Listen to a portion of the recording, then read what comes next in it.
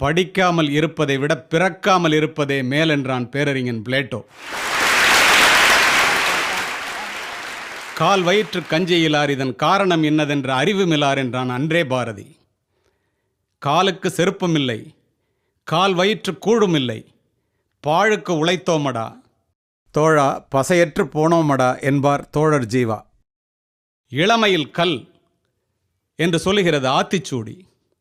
என்னும் எழுத்தும் கண்ணனத்தகும், கைப்பொருள் தன்னில் மெய்ப்பொருள் கல்வி என்கிறது கொன்றை வேந்தர். கல்வி கரையில கற்பவர் நாள் சில என்கிறார் ஔவையார். கற்கை நன்றே கற்கை நன்றே, பிச்சை புகினும் கற்கை நன்றே என்கிறது நருந்தொகை. பிச்சை எடுத்தாவது படிடான்னு சொல்கிறோம். அதோடு விட்டார்களா? வெள்ளத்தால் போகாது வெந்தனலால் வேகாது வேந்தராலும் கொள்ளத்தான் இயலாது, கொடுத்தாலும் நிறைவின்றி குறையாது விவேக சிந்தாமணி. அரும்பரிசு பிள்ளைக்கு 1000 ஈதலினும் பெரும்பரிசு கல்வி என பேசு என்கிறது மேலது. மன்னரும் மாசரக் கற்றோனும் சீர்தூக்கின் மன்னரில் கற்றோன் சிறப்புடையோன். மன்னர்க்கு தன் தேசமல்லால் சிறப்பில்லை, கற்றோர்க்கு சென்ற இடமெல்லாம் சிறப்பு. மன்னராக இருந்தா தன் தேசத்தில் மட்டும்தாண்டா சிறப்பு, கற்றோனாக இருந்தா சென்ற இடத்திலெல்லாம் சிறப்பு, அதுக்காக படிடா அப்படின்னு சொன்னான். புறநானூற்றிலே உற்றுளி உதவியும் உருபொருள் கொடுத்தும் பிற்றை நிலை முனியாது கற்றல் நன்றே என்றான். பிறப்போரன்ன உடன் வயிற்றுள்ளும் சிறப்பின் பாலால் தாயும் மனம் தெரியும்னா. எங்கேயாவது நம்ம கேட்டிருக்கிறோமா? பெற்ற தாய் கூட நன்றாக படிக்கின்ற பிள்ளையிடம்தான் பாசத்தை அதிகமாக காட்டுவாள், அதற்காக படிறான். வேற்றுமை தெரிந்த நாற்பாலுள்ளும் கீழ்ப்பால் ஒருவன் கற்பின் மேல்பால் ஒருவனும் அவன் கட்படுமேன்னா.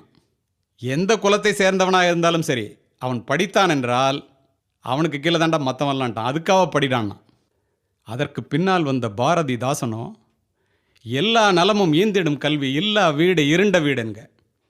படிப்பிலார் நிறைந்த குடித்தனம் நரம்பில் துடிப்பிலார் நிறைந்த சுடுகாடுங்க. அறிவே கல்வியாம் அறிவிலா குடும்பம் நெறிகானாது நின்றபடி விழும்னா. படிக்கலைன்னா எவ்வளோ கேவலம்னு பாருங்க.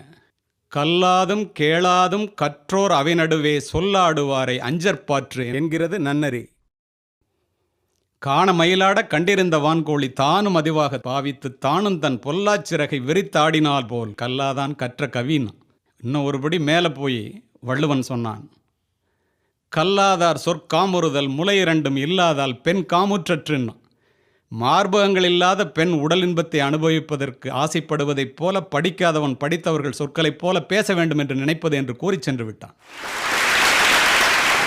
சிறு வயதிலே கிடைக்கின்ற வாய்ப்பை பயன்படுத்தி நாம் படிக்கவில்லை என்றால் காலம் முழுவதும் உடல் உழைப்பை மட்டுமே நம்பி மாடாய் உழைத்து ஓடாய் தேய்ந்து போவதை தவிர வேறு வழியில்லை மாணவர்களே.